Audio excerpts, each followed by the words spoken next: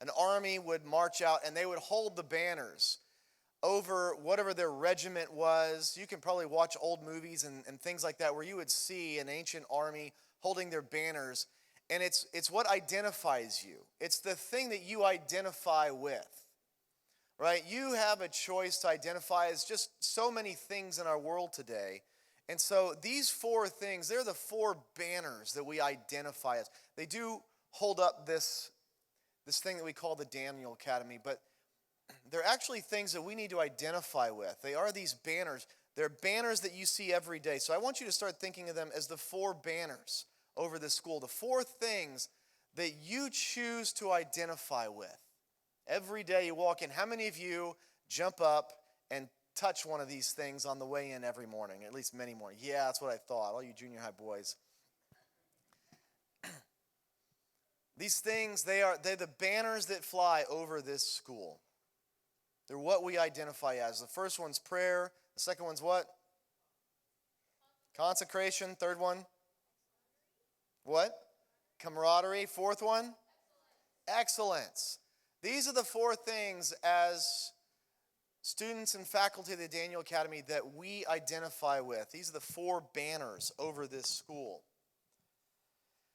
I want to read out of Daniel 1 real quick. Let's talk about what consecration is. Let me find Daniel.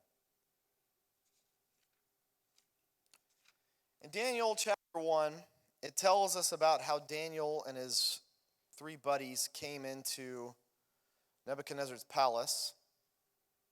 We won't go into that. But we see here that when he and his three buddies, the four of them, Daniel, Hananiah, Mishael, and Azariah, they come into the king's palace, and they basically come into a university system, or maybe even a high school system, and they're going to be taught the Babylonian ways of doing things. And they're going to be given food, right? Now, Daniel says that, hey, we don't want to be defiled by this food. So there's something wrong with this food on some levels, right, for a Jew. It might have been that it was like pig meat, or it just wasn't kosher, wasn't stuff that Jews are supposed to eat. It could have been that it was sacrificed to idols, other things that weren't okay for them. But Daniel does something interesting. He says, listen, we're okay eating the fruits and vegetables. He's like, just test us for 10 days. Test us for 10 days. Let us eat the fruits and vegetables, not the rest of the food that would defile us. Let us do that. And the guy's like, okay. And after 10 days, they actually look healthier. They look better than everybody else. Now, Daniel and his buddies, they were not vegetarians for the rest of their life. We know this. They were not vegetarians for the rest of their life. So this is for a period of time. My assumption, the Bible doesn't tell us this, but my assumption is after a period of time, they see that they're doing well. Nebuchadnezzar likes them. Everyone in the palace likes them. And they're like, listen, you guys have been eating vegetables for a while. Is there any kind of food that you can eat? And my assumption is as they gained favor, they were able to go back to a more normal diet. Back in these days, actually being nowadays, if you're vegetarian, vegan, things like, people think that's like a healthy lifestyle. Back then, this was not a healthy lifestyle long term. People in this day and age, if they didn't eat meat, things like that, they just suffered from problems. And so eventually they went back to this. So this is a period of time that they're eating fruits and vegetables. They didn't do it for the whole life. It's a period of time. You guys can go sit down now. Find a seat. This was for a period of time.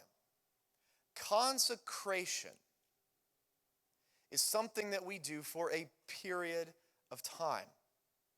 We're not consecrated for our whole life. Consecration is when we set ourselves apart, or we set something apart for a period of time. This is the second pillar I'm going to be talking about today. The second banner. Holiness is where we are set apart for our entire life. God has called us to live a holy lifestyle unto Him. Consecration is something different than living a holy lifestyle. We are called to live our entire lives in a holy manner. We're called to live for the rest of our lives as holy, set-apart people. Consecration is for a period of time. It can be short, it can be long. I want to read you Numbers chapter 6. This is an interesting passage. This is what most people think about when they think about consecration. This is the law of the Nazarite. Man, these words are really small up here. Then the Lord spoke to Moses, saying, "Speak to the children of Israel and say to them, when either a man or woman consecrates an offering to take the vow of a Nazarite, to separate himself to the Lord, he shall separate himself from wine and similar drink. He shall drink neither vinegar made from wine nor vinegar made from similar drink, neither shall he drink any grape juice or eat any grapes or raisins. All the days of his separation he shall not eat anything that is produced by the grapevine from seed to skin. All the days of the vow, his separation, no razor shall come upon his head until the days are fulfilled in which he separated himself to the Lord shall be holy. Then he shall let the locks of his hair of his head grow. All the days that he separates himself from the Lord, he is not to go near a dead body." All right, and it's going to go on. I'm not going to read the whole thing. This is an entire chapter, but an entire chapter is dedicated to this Nazarite vow. You're not allowed to go near a dead body. You're not allowed to touch a dead body. You're not even allowed, if your parents die, you're not allowed to go to their funeral. You're not allowed to be there if you take this Nazarite vow. If it says, even goes into detail and says, if you're on the Nazarite vow and someone dies unexpectedly right next to you, you've just now been defiled and you've actually got to go in and make an offering to atone for this thing that just happened. So this is so strange because this is not something that the Lord commands anyone to do. Or he's saying, if you take a Nazarite vow, you got to go through all this. But then the Lord gets really specific and really detailed in everything. He's like, I take this really seriously. And if you do this and you just happen to be next to someone that dies, you have to go into the temple, you have to go into the tabernacle and make me an offering to atone for this thing that wasn't even your fault. Saying, I take this vow very seriously. But here's the funny thing. It's a voluntary vow. The Nazarite vow is not something that the Lord's like, every person when they turn 20, they have to be a Nazarite for a year. That's not in Scripture anywhere. Now there's one notable exception to this, is the Lord commanded one person's parents that their son had to be a Nazarite for his entire life from birth. Who was that?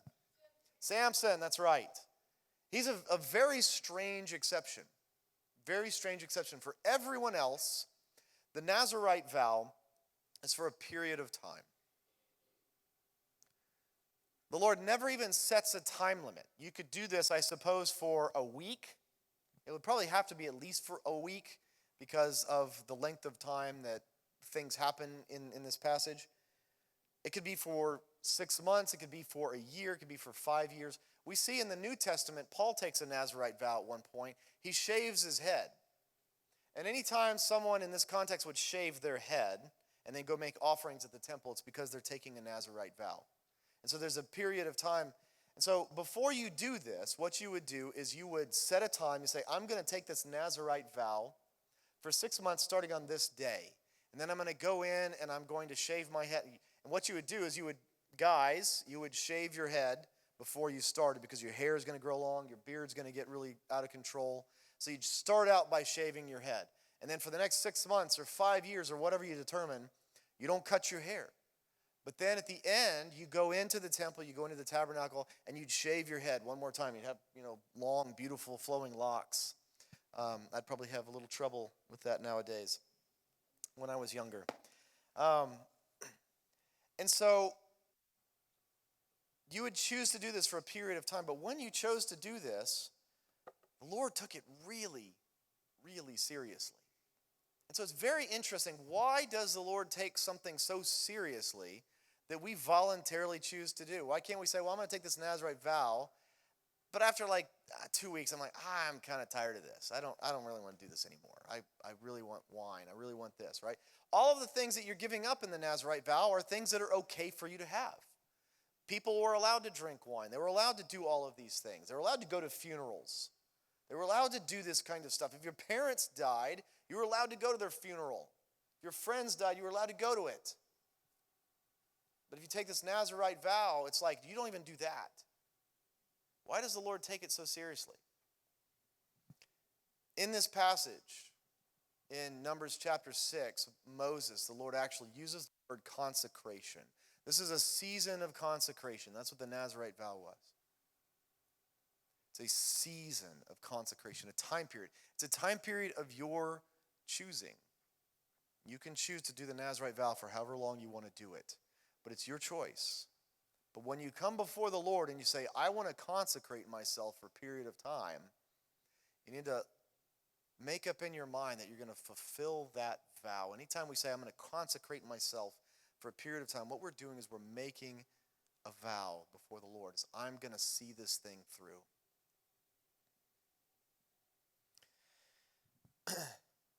Consecration is a temporary thing, but it's very powerful. Fasting is a means of consecration, right? How many of you have ever you stopped eating and you never started eating again for, 5 years? No, you didn't. You can't do it. It's not physically possible. Fasting is a short season of consecration. Now, it's a very intense season of consecration. How many of you say to yourself, I just love not eating? Nobody? No. Goodness gracious, I hate fasting. I hate not eating. Oh my gosh. Every moment of the day, my body is like, you dummy, what are you doing? Feed me. Put something inside me. I'm starving. You can tell I'm not starving. But that's the point of fasting. Is every moment of your fast, your body is crying out, what are you doing? Why are you doing this? This is stupid. Stop this. You're hurting me. Every moment of the day while you're fasting, you're telling your body, no, I'm doing this for a reason. I'm setting myself apart for this 3 days, this 5 days, whatever it is that you choose. Setting myself apart for this. Some of you are a little bit young to be doing extended fast, but you'll get there. I started fasting when I was in college. And I remember the first time, I remember in high school was the first time I even heard of fasting. I'm like, that's stupid, I'm never doing that. Like, why would I voluntarily go without eating, right? I'm a healthy boy, I've always been a healthy boy. I'm like, this is the dumbest idea. I'm not doing that. And everywhere in the Bible it looks voluntary. So I'm like, okay, if it's my choice, I'm not doing it. Somewhere in college, I'm like, I think I'm beginning to see the point of this, and I see the power of this. And so I started trying to fast. Remember the first time we did a 1-day fast with a group of people, and I thought I was going to die. I went 1 day without food, and I thought I was going to die. But something happened inside of me that I kind of liked out of that fast. I'm like, part of it was I convinced myself, I was like, wow, I can actually do this. I didn't die after 24 hours of not eating. Maybe I can do this. So I did 3 days. And I remember those 3 days, I thought I was going to die every single moment of the day. Now, I've done enough fasts by now, and I sometimes approach this a bit scientifically, is that for most people, most of the time, if you do 3-day fast, those are the 3 most excruciating, most difficult days. Because your body is like, what are you doing? What are you doing? What are you doing? What are you doing? And then after generally somewhere between 2 and 4 to 5 days, depending on who you are, your body weight, all those kinds of things, your body's like, okay, we get it. Food's not coming. And so your body shifts over and you start actually eating the fat stores inside your body, and then a whole different set of things happen. But those first 3 days are really, really hard. And I did those 3 days, and I was like, oh. But I got done with those 3 days. I chose those 3 days for myself, and I got done with them, and I'm like, wow. I did it. The Lord gave me grace to do it. I didn't die. And I actually like what the Lord did in my heart. And so it was that 3-day fast, the very first 3-day fast I did. I remember, like, something started to click with me in consecration. That for a season, when I set myself apart, something starts to change inside of me. And the Lord's working in a way that he doesn't work any other time. Now, I went on a mission trip in college, and before I did it, I did a 10-day fast. That was actually easier than the 3-day. And I'm starting to realize I'm really starting to actually get an appetite for fasting. It's a funny way to say it, but I'm really starting to develop an appetite for fasting because the Lord does something in you at such a faster rate than at any other time. Like there's nothing else I can do. There's no amount of Bible reading. There's no amount of prayer. All of these other things that I can do, this is like such an accelerant in my life. Now again, I hate fasting. I don't like not eating. But the Lord does something at such an accelerated pace when I would consecrate myself in that way. There's different types of ways that you can consecrate yourself. I'll never forget when my wife and I moved from where we got married. We made our first move as a married couple. We moved to a place called Temple, Texas. And while in Temple, we decided we were going to start a house of prayer. And when we were moving there, we were kind of like trying to figure out, since we're newly married, moving to a new town for the first time as a married couple, how are we going to live? What is going to be kind of the pattern of our life, right? You take, what she's used to doing, what I'm used to doing. We have to come together and figure out how do we live together, and then how do we actually live among other people. And so one of the things that we chose to do was we threw out the TV. We just didn't even take it with us. Our apartment for 2 years had no TV. And for this period of time, we determined, we knew that it wasn't going to be forever. But for this period of time, we're not going to watch TV. We're not going to watch movies. We're not going to give ourselves to any of that entertainment. It's not that entertainment's bad. It's not that movies and TV are bad. We knew that. But for this period of time, we decided we're going to consecrate ourselves, that with our spare time, it's not going into this tube. It's not going into this screen. And I'll never forget the very first Friday night where there's nothing going on and we're sitting around twiddling our thumbs. Well, what do we do now? We're used to watching movies and just kind of hanging out, and we can't do that. And so we got up in the little apartment complex that we were in, had a community room with a pool table, and we went there, and there was another guy that lived in the apartment complex, and we just were able to strike up a conversation with him. And that relationship ended up being a very powerful relationship for many years to come. And it was all not because we gave up something bad, we gave up something that's okay for us to have. That consecration season led to so many amazing things happening in our life. It was an accelerating season for my wife and I. The Lord showed us so many things and did so many things in that season. I don't think it was just because we had lived a consecrated lifestyle during that time period, but I think in part it's because we had consecrated ourselves. I think there was this acceleration. You guys, when you come to join the Daniel Academy, you are being asked to consecrate yourself for a season. Things like the POG, you're not allowed to date, right? We're not saying that we don't ever want you to date, right? Every one of your parents, we'd like grandchildren at some point. We want you to date. We want you to get married. We want you to live full lives. We're saying right now, for a period of time, we're asking you to willingly give this up. We're asking you to partner with us as faculty and administration to willingly give this up. It's not the only thing we're asking you to give up. We're inviting you during this period of time that you're in junior high, high school, to willingly consecrate yourself for something greater. It's not forever. Now, I know that when I was a high schooler, if someone said, you got to consecrate yourself for 4 years, right? When you're a freshman, you're 14, 15, right? In the next 4 years, that's a pretty significant percentage of your life, right? That feels like an eternity. If you're in junior high looking at it, it can be half your life. It feels like an eternity. In some ways, it kind of is. But in reality, it's such a short part of your life.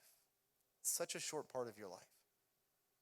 Part of this is that we're asking you guys to trust our wisdom in this and say, I know what it feels like. We all remember what it feels like to look at the next 4 to 6, 7 years of your life and ask you to set yourself apart for this. But we're asking you in this to trust our wisdom. That we've got a few more years. Trust us. You live this way for this period of time, you're going to be amazed at what the Lord does in you for the rest of your life. This period of consecration, it's an investment in you and in your life in God for the rest of your life. It's going to pay dividends like nobody knows. My family, we actually just entered another period of consecration Monday. And for starting this past Monday, going through the end of September, we're turning off TV. We're turning off video games. Now, we're turning off social media stuff, all of that kind of stuff. We're just turning that off, and for the next month or so, we're living without it. Now, are those things bad? I mean, sometimes they can be, right? Here's the difference, right? Giving up something bad for you, right? If any of you in here is like, well, I'm going to give up smoking cigarettes for the next month, all right? None of you should be doing that. That's bad for you. Stop it, right? That's not consecration. That's living a holy life. Don't do that. If any of you are like, I'm going to give up drinking alcohol for the next 2 weeks. No, that's not consecration. No, you're too young to be doing that. Don't do it. That's not consecration. Consecration is where you're giving up things that are okay. You're giving up things that are okay. And you're doing it for a purpose. So we've decided to just turn that off for a little bit. I don't call this a fast. Fasting is when you are not doing food, right? And there's a whole different purpose behind that because your body is screaming at you. My body is not screaming at me because I'm not looking at Facebook or because I'm not watching TV. My body is not angry at me for that. I encourage you, don't give up social media and call it a fast. Call it a consecration because it is that. And so we've consecrated ourselves again for this. And I know that the Lord, I know, we both know, it's something that you can't do all the time. Right? It's something that you can't, consecration is something you can't do forever. But it's something that you know that you can do for a little bit of time that's going to make such huge changes and benefits in your life. We have great expectation of what the Lord's going to do in our life and our family's life for the next month. The Lord really cares about this stuff. When I was leading this house of prayer in Temple, I decided that I needed, I just felt the Lord stirring in me that I needed to fast. And so I chose to fast for 21 days. And I learned early on in that first 1-day fast, and that 3-day fast, and those 10-day fast, I hate it so much, but I love it so much that I knew that I've got to do something. I've got to find some way to get through this. Because I would pray for the grace of the Lord to give me grace to fast. And the Lord would give me grace, but that only goes so far. And so I knew that I needed something logistical just to keep me going. And so I decided that every time I fast for an extended period of time, I was going to choose 3 things to fast for. I was going to write down 3 things. These are the 3 reasons. And I knew that, on day 1, I'm all into these 3 things. I'm fasting for this. I'm going for it. I knew by day 5, I'd be like, okay, I don't care about number 1. That's not worth it to me to keep fasting. Number 2, I don't know. Oh, but number 3, I really want that. Really want that. And I knew if I chose 3 things, one of those 3 things would always give me the strength to keep going. And for years I did. For years I did. I would do extended fasts. I did 40-day fast, 21-day fast on a semi-regular basis. And those 3 things would always energize me. And in the beginning days of this little house of prayer that we had started, the Lord called me to do a 21-day fast. And I chose my 3 things. And I got to day 7 and I wasn't having it. I got to day 7 and I was like, Lord, I've done a lot of fasts up to this point. I felt like you called me to this one, but I don't think so. I don't think so. I was like, I don't really want to do this anymore. And all three of my things, they weren't really helping. But I told the Lord, it's like, I don't want to stop fasting if it's not you, but I am like done. 7 days into this, I am done. And so I told the Lord, I don't want to stop if this was you, but if it's not you, I'm going to eat something because I want to eat something. I was working a very intense job, and like there's just a lot of demands on me that were making this very difficult. It's like I don't want to keep doing this. So I told the Lord, if this is you, please speak to me through someone else and let me know that I should keep doing it. I was like thinking maybe someone would just be like, I might get an email from someone that'd be like, hey, keep going, you can do it. Or maybe they give me the cat poster. It's like, hang in there, baby. Have y'all seen the cat poster? It's like, okay, whatever. And so I told the Lord, at 7 o'clock, I'm eating. I told the Lord, you have until 7 o'clock to speak to me. Now, I wasn't doing that, like trying to give the Lord an ultimatum. I'm just like, I've got to make a decision. There's got to be a time. And so I'm like, at 7 o'clock, I'm going to eat something, Lord, so please speak to me. So I waited all day long. I'm like thinking maybe there's going to be writing in the clouds, like maybe one of those guys in the plane that does the skywriting is going to be like, keep going, Darren. Nothing happened. And by 7 o'clock came and went. I'm like, well, all right. So I did the most logical thing that anyone who hasn't eaten in 7 days would do, and I popped a bag of microwave popcorn. Of course. I mean, what else would you want to eat after not eating for 7 days? Hamburger. I mean, okay, all right.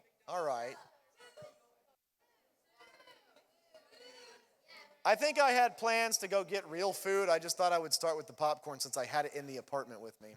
I popped the bag of popcorn. I opened it. I smelled it. I'm like, oh, this is heaven. And I told the Lord, I said, thank you for the 7 days. And I took one kernel and I popped it in my mouth. And like that one kernel was like so buttery. And I was like, oh. Popped the second kernel. I was like, oh. I got to the third kernel and my phone rings. Pick up my phone. I was like, hello. And it's my friend Draper. And Draper, it'd be rude to keep eating the popcorn, talking to Draper. I'm like, I can wait another couple of minutes. I put the popcorn away. And Draper just wants to shoot the breeze with me. But after a while, I can tell that he wants to tell me something. I'm like, he was being really fishy about it. I'm like, Draper, did you call me for any reason in particular? And he's like, well, I mean, yeah, I guess so. I was like, what? Draper, like, what's on your mind? Like, what is it? He's like, well, I was kind of curious. And I hadn't seen him in 7 days. Hadn't talked to him. I don't tell anybody that I'm doing this. And he's like, I was just curious if you were fasting. You're curious if I'm fasting? That's the oddest question anyone has ever asked me. Like, you haven't seen me since I'm like thinking, you haven't seen me since I started fasting. No one knows that I'm doing this except my wife. I said, Draper, why would you be curious if I was fasting? That's like a really strange question to ask. Oh, well, I just wondering. I was like, wait, Draper, stop. Did the Lord speak to you and tell you I was fasting? Well, yeah, he did. Yeah, he did. Like, what? I was like, seriously, the Lord told you that I'm fasting. Well, yeah, he told me you're fasting. I'm like, that's crazy. So then I pushed the popcorn even further away, right? I'm like, oh my gosh. I mean, like, the fear of the Lord has legitimately come over me. I'm like, can I hawk up these 3 pieces of popcorn that are like just right here? And so I'm like, Draper, the Lord told you I'm fasting. Yeah. And so I'm like thinking, I wonder if he told him how long I was supposed to be fasting for. Then I was like, oh, maybe the Lord told him I'm supposed to fast for 7 days and I'm done. And so I'm like, Draper. I mean, this is such the oddest question at this point in my life I think I've ever asked anybody. I'm like, Draper, did the Lord tell you how many days I was fasting for? Yes. It was very creepy. I'm like, yes, and I pause. I'm like, do I really want him to tell me the answer?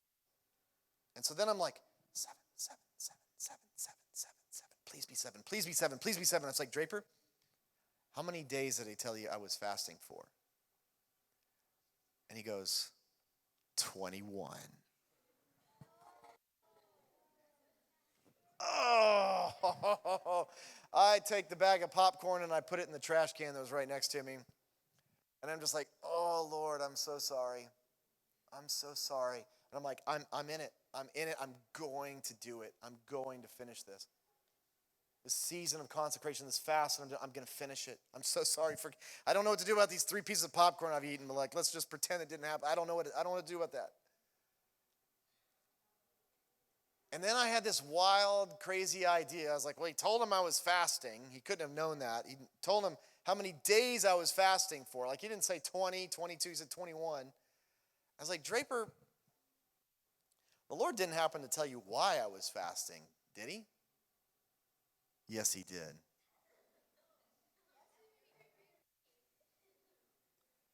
And I said,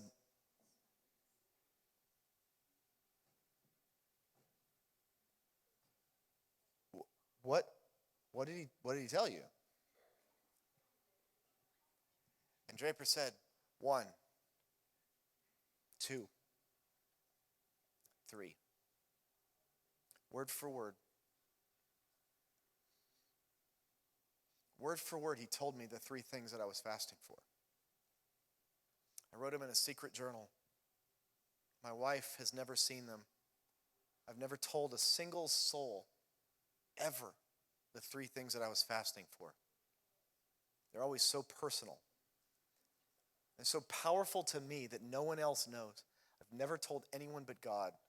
Very often I wouldn't even write them down because I was afraid someone might accidentally find them. But I would rehearse in my mind my 1, 2, 3. I would come up with very specific words so that I wouldn't forget what they were. And Draper said 1, 2, 3. For the next 4 years, I went on 2 to 3 extended fasts per year. These seasons of consecration.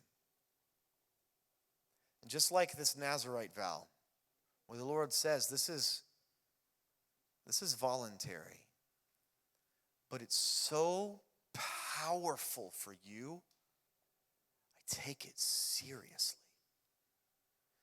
The Lord takes these vows, these little seasons of consecration, so seriously. Then this Nazirite vow, he's like, if someone drops dead next to you, you owe me a sacrifice. Now, he's not saying if you killed the person next to you. It's like if they just drop dead. He takes it seriously. And the Lord marked on me for the next 4 years just how seriously he took these things. Because every single time when I would do these extended fasts for the next 4 years, 2 to 3 times a year, every single time, sometime in the first 3 days of those extended fasts, Draper would call me. And he would tell me that I'm fasting. He would tell me exactly how many days I was fasting for. And he would tell me word for word, 1, 2, 3. He was never, not a single time in those 4 years, he was never a single word or phrase off. He told me word for word every single time for 4 years what I was fasting for.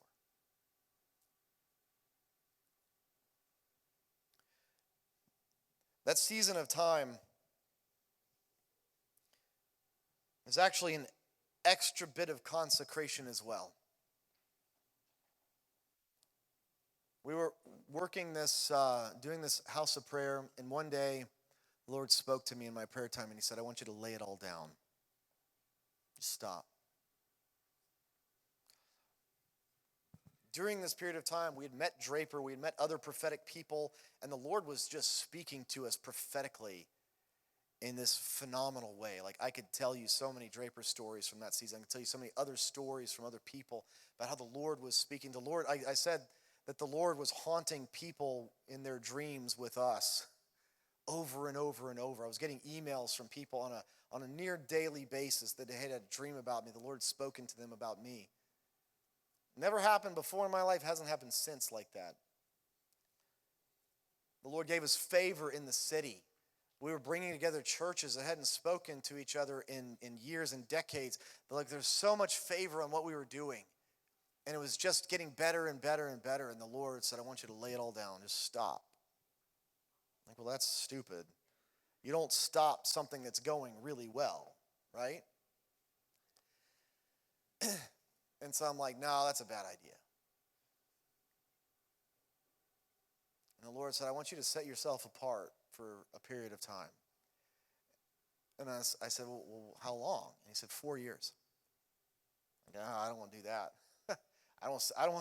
I'm enjoying how this is going. I don't want to stop this. And I'm like, what do you want me to do? And I heard the Lord say, I want you to go in the desert. I'm not going to the desert. I don't want to do that. It doesn't make any sense. It's like, I want you to go in the desert for 4 years. I don't want to do that. A couple days later, a friend of mine said, hey, I had a dream about you last night where the Lord said he's sending you into a desert.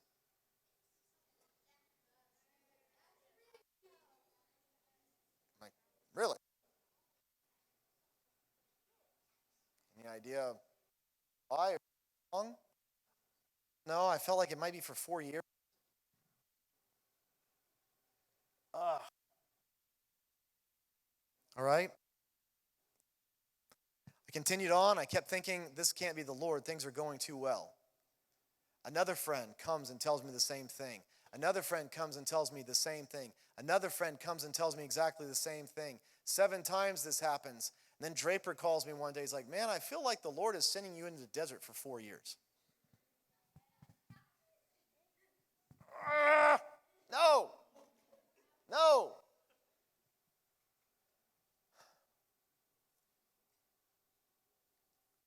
I resisted after 8 times the Lord speaking that to me. My wife and I actually came up here to Kansas City. We came on a prayer retreat for a week to the International House of Prayer. We decided while we were here, well, let's just sign up for the prophecy room, see if they have anything to say.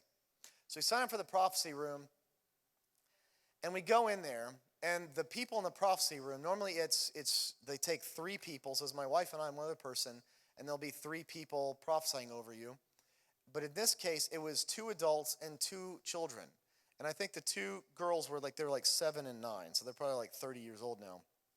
But maybe they're like 25. I don't know. They're like 7 and 9. A 7-year-old girl and a 9-year-old girl. And I'll never forget. Over us, and the 9-year-old girl looks at me, and she's like, I feel like the Lord is sending you into the desert. I feel like the Lord wants you to quit something and lay something down, and like he's sending you into the desert for several years. And I'll never forget, in that moment, that was the 9th time. I was counting them. The Lord was so kind. He was so kind with me. He didn't give Jonah 9 times. But I was counting them, and the 9th time I said, okay. I told the Lord I'll do it. I'll lay it down. I'll just stop. I don't know what you mean going to the desert. I don't know what that looks like. I don't know. I'm not moving to the desert. And I walked out of that room. I used to speak a lot. I spoke all the time. I was leading a prayer ministry. I was speaking in churches. I was speaking all the time in my 20s. And I was quite good at it. I was quite eloquent. People actually liked when I spoke. Thank you. And I walked out of that room with a stutter. I started stuttering as soon as I walked out of that room. And it wasn't in my head. Like, I couldn't speak anymore. Like, I couldn't put 2 words together anymore. And for the next 4 years, my wife and I moved to Fort Worth, Texas. And we moved right at the beginning of the second worst drought the state of Texas ever had. Didn't rain. Everything died. The grass was constantly on fire. Any day you drove through Fort Worth, there was some billowing cloud of black smoke because something was on fire because it was so dry. We moved to a desert, and for 4 years, it just didn't rain. And at the end of that 4 years, the drought ended, and it started raining again. At the end of that season, my friend Draper called me toward the end of that 4 years, and he's like, if you know Draper, you know how this works. He doesn't remember these things. I write them down. To Draper, it's just like, I don't remember that.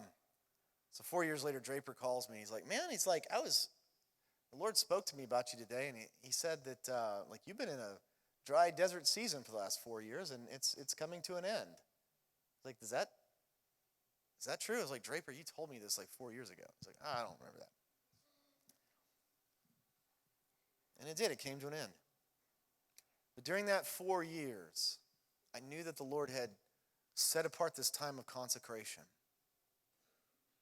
So for that 4 years, I just sat before the Lord, and I would sit and I would worship. I essentially got my Daniel Academy high school experience in my late 20s. And for 4 years, most days I sat by myself and I would worship the Lord. I taught myself how to play piano and guitar just so I could sit before the Lord and worship. Do the things that you're doing now. For those 4 years, every day the Lord would give me new revelation of his love, of his dedication, of who I was in him. I've never had an intense season of revelation like that. In 4 years, it came and it went. You're in a 4-year, 7-year. If you're in 6th grade, you got 7 years until you're out of high school. You're in a season of consecration. Now, we can't make you do it. We can't make you not secretly date somebody. We can't make you enjoy coming into worship. Make you do any of this. Your parents can tell you you're going to be here. Your parents are going to tell you you're not going to date anybody, and you can still get away with secretly dating. You can still get away with sitting in here and thinking about whatever TV show or video game you were playing. We can't make you do anything. This is a season of time where the Lord can set your heart for the rest of your life. He can move and he can change you in powerful ways that you're going to look back on this season of time. And as you walk past that banner and you see consecration, you can look at it and you can whack it, or you can run by and you can look at it and maybe you still whack it, but you look at it and you say, I choose that. Lord, I choose that for myself. I choose consecration for my life right now. During this short season. It feels like a long time, but it's so short. Lord, I choose this for me. This banner is mine. And this banner over me, I choose it. And those 4 banners that we've chosen in here, those 4 banners, just like the scripture says, those 4 banners over you are his love. They really are. Every day when you walk in this building and you walk past those 4 banners and you look at them, they are a choice you can make. And they're a choice that you can reject. If you choose them, the Lord is going to do such amazing things in your heart. We can't make you choose them. We can preach at you. We can tell you about the POG. We can get you in here for worship. We can't make you choose it. But those 4 banners are there every day when you walk in and out. I want you to look at them. I want you to tell the Lord whether you choose them or not. Now, he's going to take it seriously. He's going to take your choice very seriously, but it's a powerful choice. Lord, I ask that you would consecrate this group of students. Consecrate us all for your purposes, God. Set apart this season and consecrate us, God. In Jesus' name, amen. Any announcements? Hang on.